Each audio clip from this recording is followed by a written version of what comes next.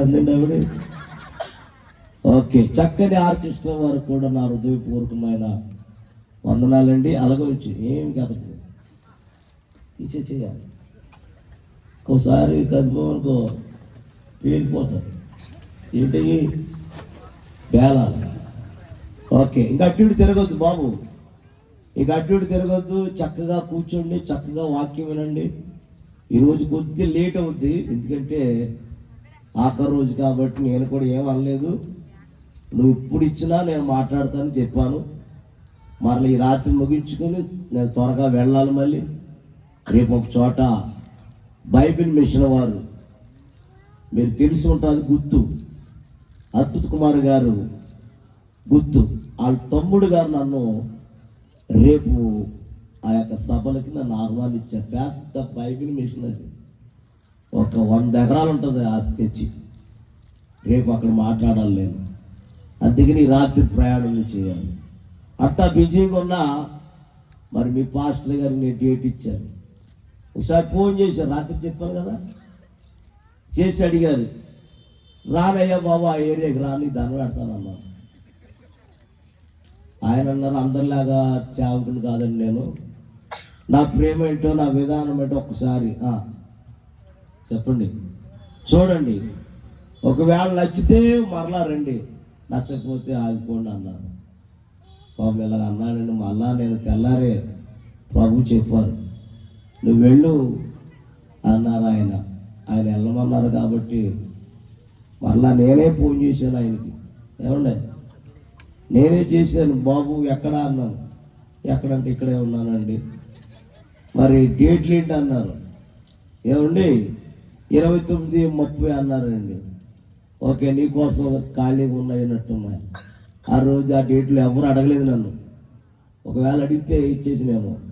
కానీ దేవుడు ఆ డేట్ల కోసమే దేవుడు ఇచ్చాడేమో ఖాళీగా. ఇలా అన్నప్పుడు మీరు ఏమనాలే, అలాగే మొద్దు పప్పులేసి వస్తున్నారు నా యొక్క దేవుని స్తోత్ర. ఆయన కొరకే ఖాళీగా ఉన్నాయి ఆ డేట్లు.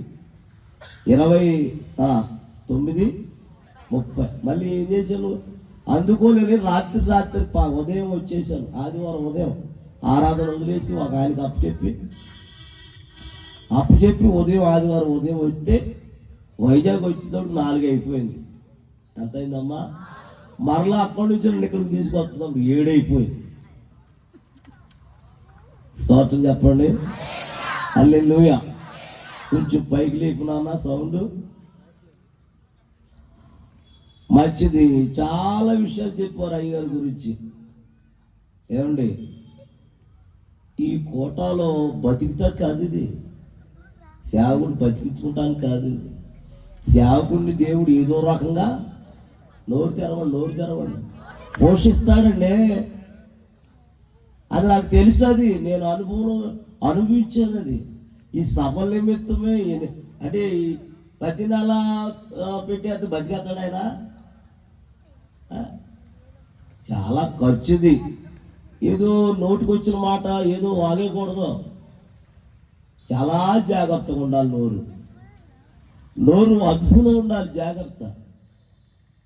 స్తోత్రం చెప్పండి గట్టిగా, హల్లెలూయా.